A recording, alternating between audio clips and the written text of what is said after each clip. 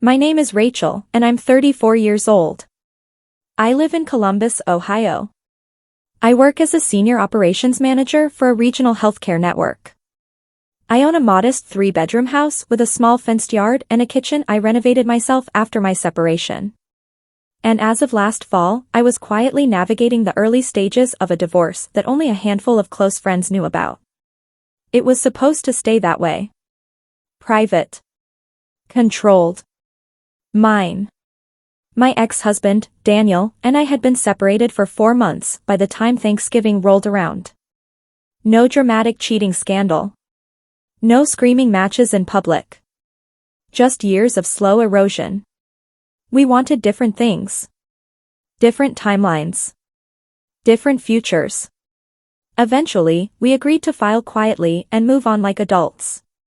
My parents knew. My attorney knew. 2 of my closest friends knew. My sister, Lauren, did not. And that was intentional. Lauren is 31. Charismatic. Loud. The kind of person who can turn a grocery store checkout line into a stage. She thrives on being the center of attention. Growing up, if something happened to me, good or bad, she'd find a way to insert herself into it. When I got accepted into grad school, she cried at dinner because no one celebrates her accomplishments.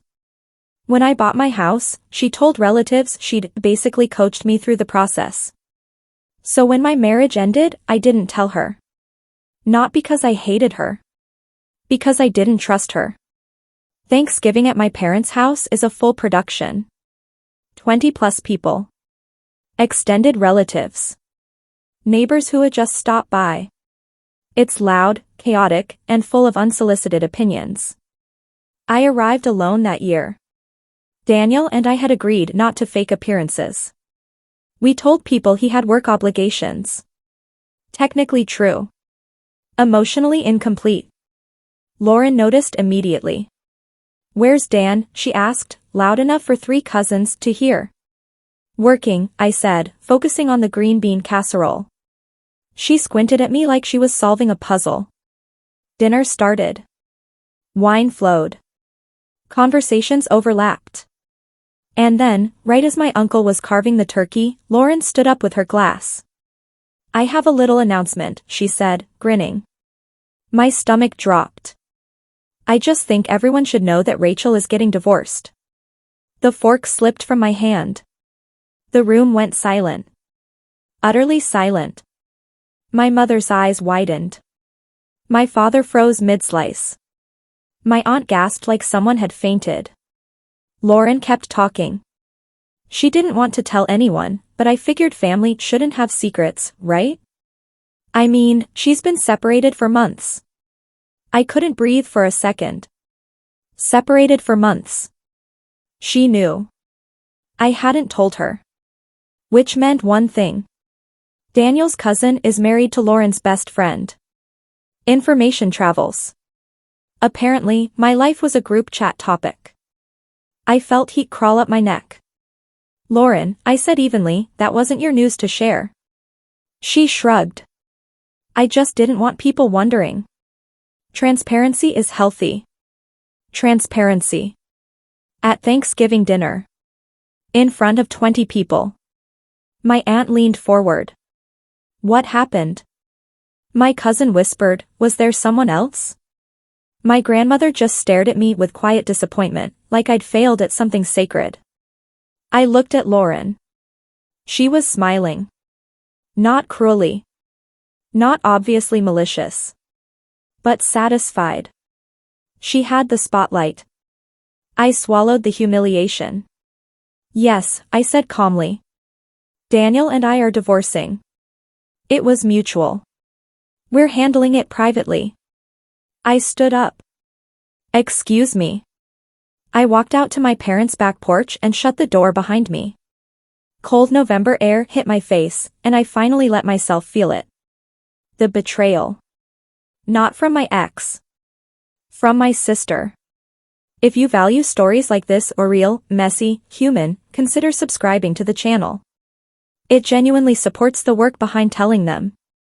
I didn't cry that night. I drove home instead. Lauren texted me 30 minutes later. Don't be dramatic. It's not like it's a secret. I didn't respond.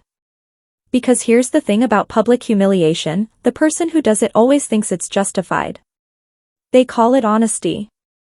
Or concern. Or just telling the truth.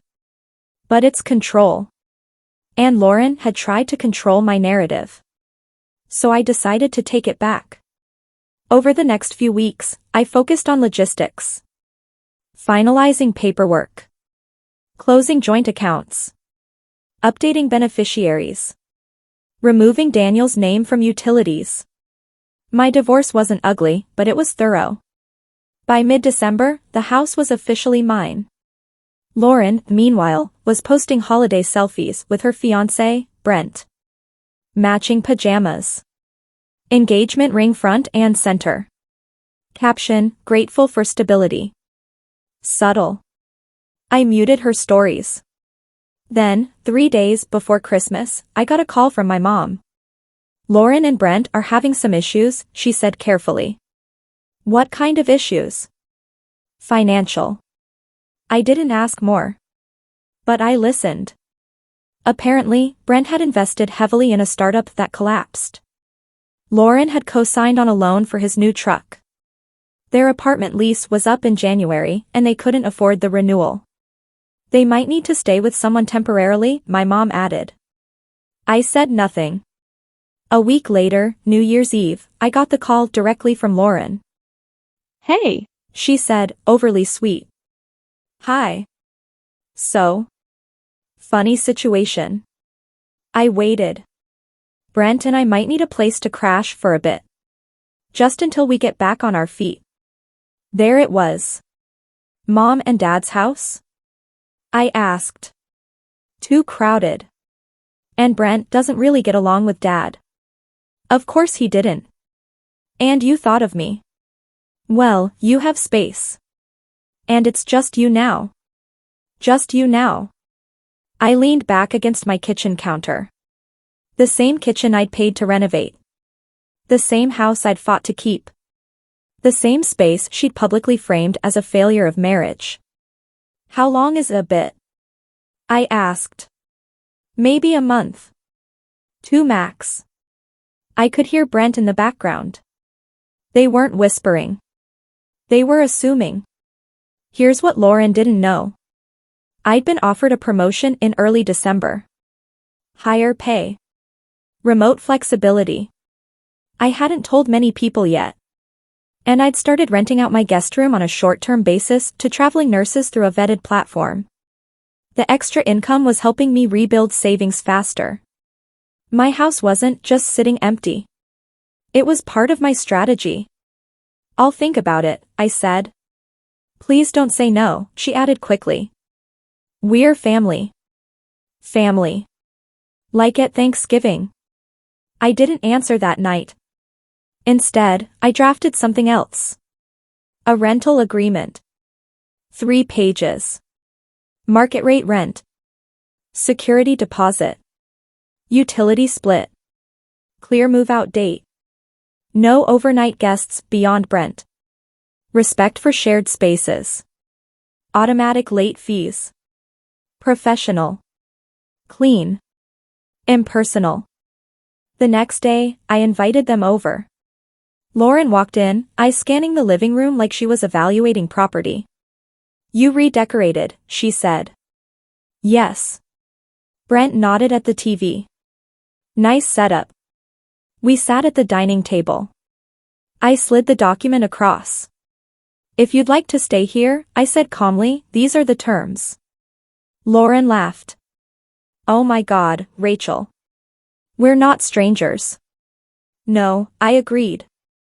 You're not. She flipped through the pages. Her smile faded. You're charging us? Yes. Full rent? Yes. We're in a tight spot. I understand. Brent leaned back. This feels cold. I met his eyes.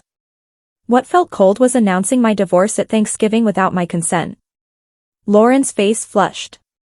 That's not the same. It is to me. Silence stretched between us.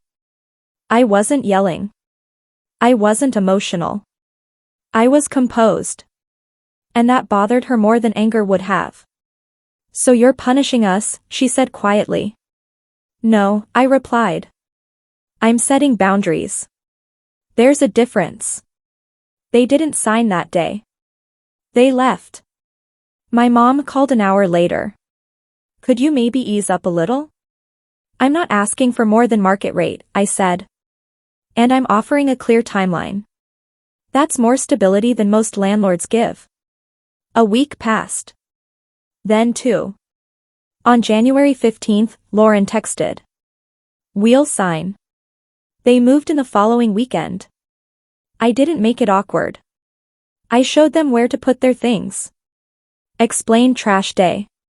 Gave them a printed copy of the agreement. And I treated them exactly like tenants. Rent due on the 1st.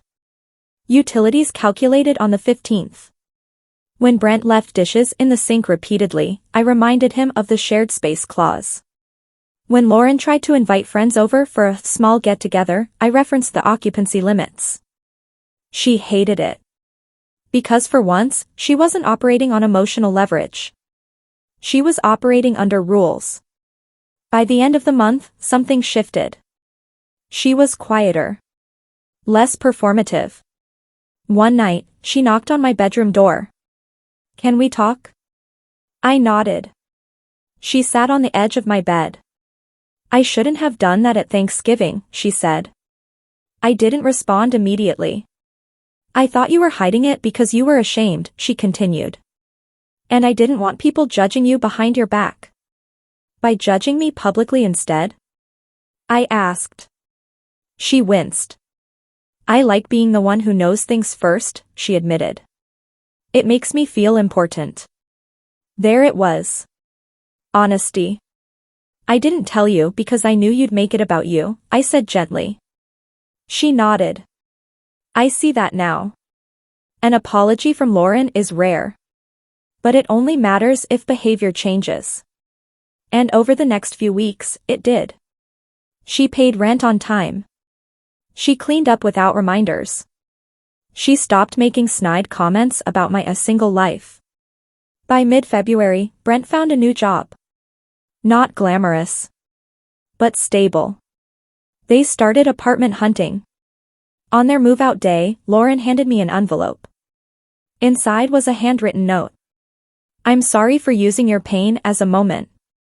Thank you for not letting me use your home the same way. No excuses. No deflection.